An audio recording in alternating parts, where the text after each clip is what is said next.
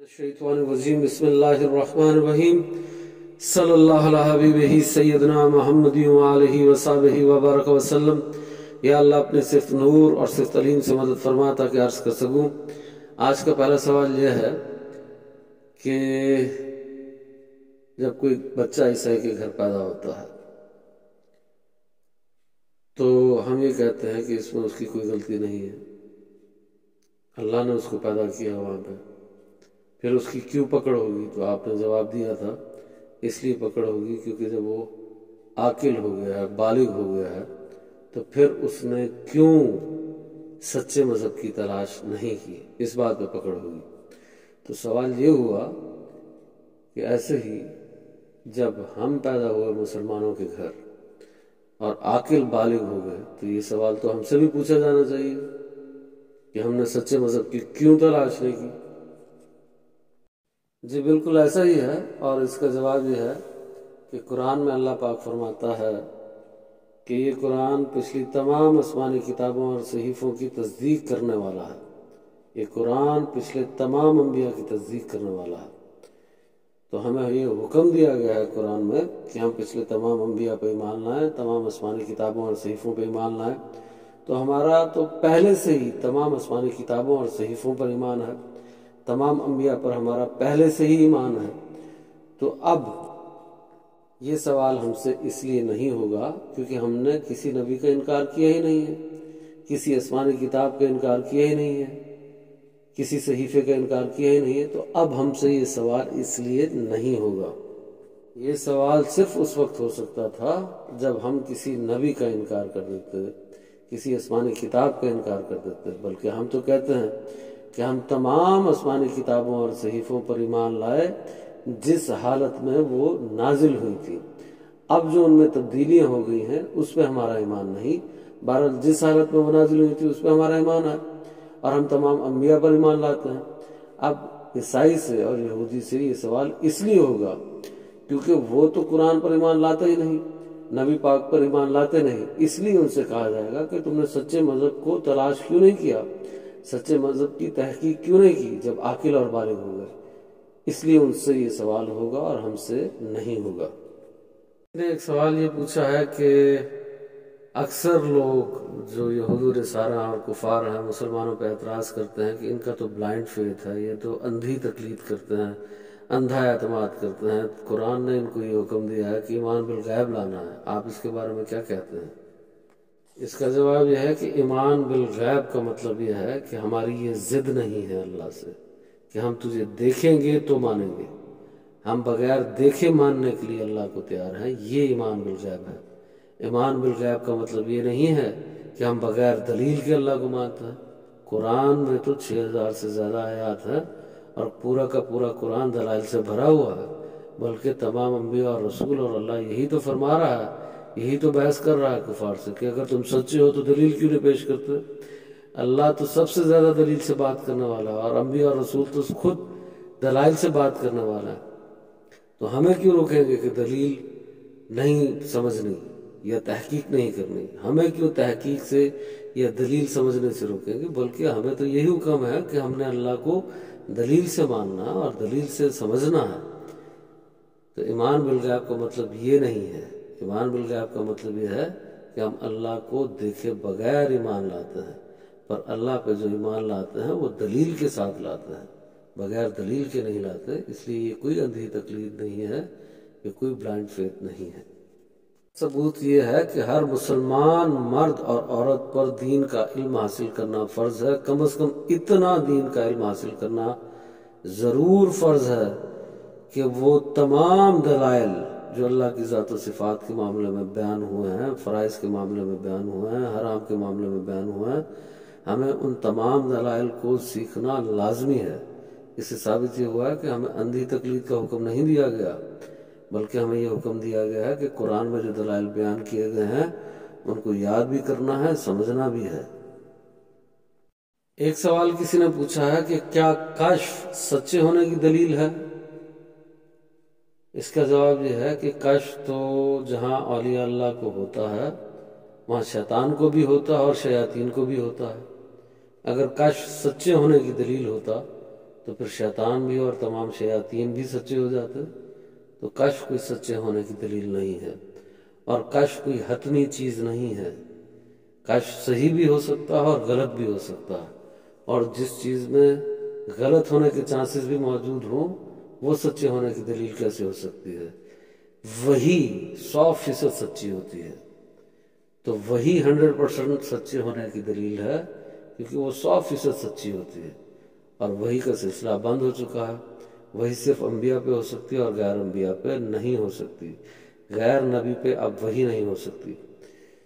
تو اس لیے کشف سچے ہونے کی دلیل بالکل نہیں ہے۔ سچے ہونے کی دلیل قرآن ہے، سنت ہے اور حدیث ہے۔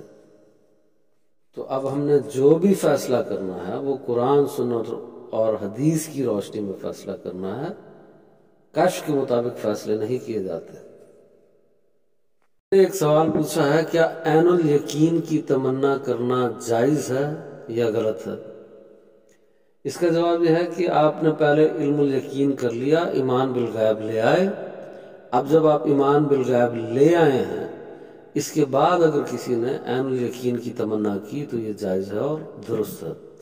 جیسے حضرت ابراہیم علیہ السلام ایمان بالغیب لے آئے، علم الیقین کر لیا، اس کے بعد کہا یا اللہ تم مردوں کو زندہ کیسے کرے گا؟ تو اللہ نے فرمایا کہ آپ کو شک ہے؟ انہوں نے کہا نہیں، کوئی شک نہیں ہے آپ کی قدرت پہ، بس دل کے سکون کے لیے، اطمینان کے لیے پوچھ رہا ہوں۔ تو اللہ نے فرمایا پھر 4 پرندوں کا جو واقعہ ہے کہ مختلف پہاڑوں پہ ان کو رکھ دو تو وہ زندہ ہو کے آ جائیں گے۔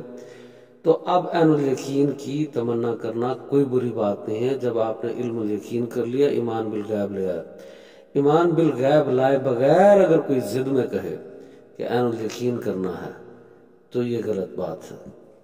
بات عین الیقین کے معاملے میں سمجھنے والی یہ ہے کہ ایک شخص ایمان بالغیب لے آیا ہے، علم الیقین کر لیا، ایمان بالغیب بھی لے آیا، پر اس نے ضد بنا لی ہے کہ مجھے جب تک عین الیقین نہیں ہوگا میں اس ولی کو مانوں گا نہیں۔ جو ولی مجھے عین الیقین نہیں کرا سکتا، جو علماء حق مجھے عین الیقین نہیں کرا سکتا، میں اس کو چھوڑتا چلا جاؤں گا۔ وہ اس کو چھوڑتا چلا جائے۔ اب یہ بات آگے تک کہاں جائے گی؟ آگے تک وہ کسی دن کہے گا میں نبی پاک سے کہتا ہوں، عرض کرتا ہوں کہ مجھے عین الیقین کرائیں۔ اگر انہوں نے عین الیقین نہیں کرایا تو ان کو بھی چھوڑ دے گا، پھر قرآن کو بھی چھوڑ دے گا، پھر کسی دن اللہ سے ضد لگا لے گا کہ اب تو مجھے عین الیقین کرا ورنہ میں تجھے بھی چھوڑ دوں گا، اور کافر مرتد ہو جائے گا یا مایوس ہو کے ایتھیسٹ ہو جائے گا۔ تو اس لیے یہ ضد کرنا ایمان بالغیب کے بعد بھی کہ عین الیقین جو کرائے گا وہی سچا ہے، یہ اب بھی بری بات ہے، اور صرف بری بات نہیں، یہ کفر تک لے جائے گی، بہت خطرناک بات ہے۔ تو اس بات کا خلاصہ یہ ہوا کہ عین الیقین کی ایمان بالغیب کے بعد تمنا کرنا جائز ہے۔ بہرحال ایمان بالغیب کے بعد عین الیقین کی ضد لگا لینا یہ کسی صورت میں جائز نہیں ہے، یہ کرتے کرتے آپ کو ایک دفعہ کفر تک لے جائے گی۔ کسی نے ایک سوال کیا ہے کہ مجھے آج تک یہ سمجھ میں نہیں آئی کہ جرم چھوٹا ہو یا بڑا ہو، جرم تو جرم ہوتا ہے، ایسے گناہ چھوٹا ہو یا بڑا ہو تو گناہ ہوتا ہے، پھر یہ صغیرہ گناہ کیا ہے اور کبیرہ گناہ کیا ہے؟ جس کا جواب یہ ہے کہ پہلے جرم کو سمجھ لیں۔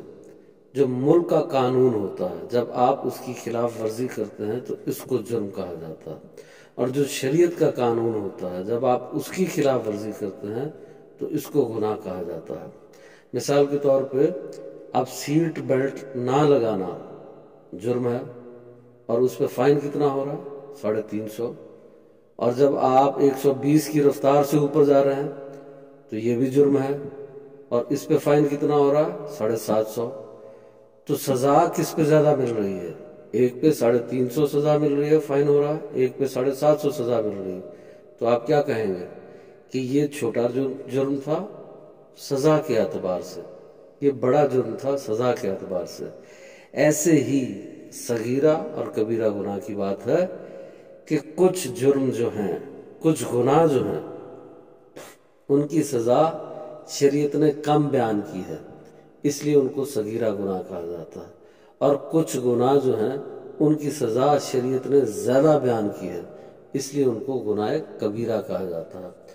ورنہ گناہ تو گناہ ہی ہوتا ہے، اس میں کوئی شک کی بات نہیں ہے۔ شریعت میں یہ بات بھی بیان ہو چکی ہے کہ اگر کوئی شخص یہ سوچ کے صغیرہ گناہ لگاتار کرتا رہے کیا فرق پڑتا ہے؟ تو صغیرہ گناہ چھوٹا گناہ ہے، کیا فرق پڑتا ہے؟ یہ سوچ کے وہ چھوٹا گناہ صغیرہ گناہ کرتا رہے تو اس سوچ کی وجہ سے کہ وہ کسی گناہ کو چھوٹا سمجھ کے کر رہا ہے تو یہ گناہ کبیرہ بن جاتا ہے۔ ثابت ہوا کہ گناہ تو گناہ ہوتا ہے، پر سزا کے اعتبار سے کسی کو صغیرہ کہا جاتا ہے اور کسی کو کبیرہ کہا جاتا ہے۔ کسی نے ایک سوال پوچھا ہے کہ قرآن کو جب ہدایت کے لیے نازل کیا گیا ہے اور پھر علماء کہتے ہیں کہ قرآن میں حروف مقطعات ہیں جس کا معنی صرف اللہ کو پتہ اور اس کے رسول کو پتہ ہے، جب ہمیں اس کا معنی ہی نہیں پتہ ہوگا ان الفاظ کا تو ہمیں ہدایت کیسے نصیب ہوگی؟ اس کا جواب یہ ہے کہ قرآن میں 6000 سے زیادہ آیات ہیں اور حروف مقطعات کی تعداد صرف 14 ہے۔ 29 صورتوں میں حروف مقطعات کو بولا گیا ہے پر تعداد ان کی 14 ہی ہے، تو اگر 14 الفاظ کا معنی آپ کو نہیں بیان کیا گیا تو ہدایت میں کیا فرق پڑے گا؟ 6000 سے زیادہ آیات آپ کو ہدایت دینے کے لیے میرے خیال میں کافی ہیں۔ آخر میں یہ عرض کرنی ہے آپ سب سے کہ ہم سارے مسلمانوں کی اور معذرت کے ساتھ ہمارے علماء کی سوچ بھی ایسی ہو چکی ہے اور ان کے ماننے والوں کی بھی سوچ ایسی ہو چکی ہے، بالکل ایسی مثال ہے جیسے کنویں کے مینڈک کی ہوتی ہے کہ ایک مینڈک جو کنویں میں رہتا ہے نا اس کی کل کائنات وہ کنواں ہوتا ہے، وہ اس کو سارے جہان سمجھتا ہے۔ جب اس کنویں کے بارے میں اس کو معلومات یا انفارمیشن حاصل ہو جاتی ہے تو وہ یہ سمجھتا ہے کہ وہ شاید ہر چیز سے واقف ہو گیا ہے۔ بالکل یہی سوچ ہماری ہو گئی ہے کہ کوئی دیوبندی ہے، کوئی بریلوی ہے، کوئی اہل حدیث ہے، کوئی شیعہ ہے تو اپنے مکتبہ فکر، اپنے اسکول آف تھاٹ یا اپنے فرقے کے بارے میں اس نے پڑھ لیا تو وہ یہ سمجھتا ہے کہ اس کو تمام شریعت کا علم حاصل ہو گیا ہے۔ یہ غلط فہمی ہے، ایسی بات نہیں ہے۔ اس لیے آپ تبیان القرآن تفسیر کو پڑھیں، یہ بڑی ڈیٹیل تفسیر ہے۔ اس میں نبی پاک نے کیا فرمایا، خلفاء راشدین نے کیا فرمایا، صحابہ تابع تابعین نے، علماء حق نے کیا فرمایا، اولیاء اللہ نے کیا فرمایا، اور پھر دیوبند کی کیا رائے ہے، اہل حدیث کی کیا رائے ہے، شیعہ کی کیا رائے ہے، سب کی بات بیان کی جا رہی ہے۔ جب آپ ان ساروں کو پڑھیں گے تو ایک بڑی تصویر آپ کے سامنے بن جائے گی، ایک بگ پکچر آپ کے سامنے بن جائے گی، اور اب آپ کے لیے فیصلہ کرنا آسان ہوگا اور اب آپ درست طریقے سے شریعت سے واقف ہوں گے یا شریعت کے عالم بنیں گے۔ صرف اپنے مکتبہ فکر کو یا اسکول آف تھاٹ کو پڑھ لینے سے آپ عالم نہیں بنیں گے، اور اس کا سب سے بڑا نقصان کیا ہوگا کہ یہ فرقہ واریت چلتی رہے گی۔ اس فرقہ واریت کو ختم کرنے کے لیے کسی ڈیٹیل تفسیر کو پڑھنا لازمی ہے جس میں سب کا نقطہ نظر بیان کیا گیا ہو۔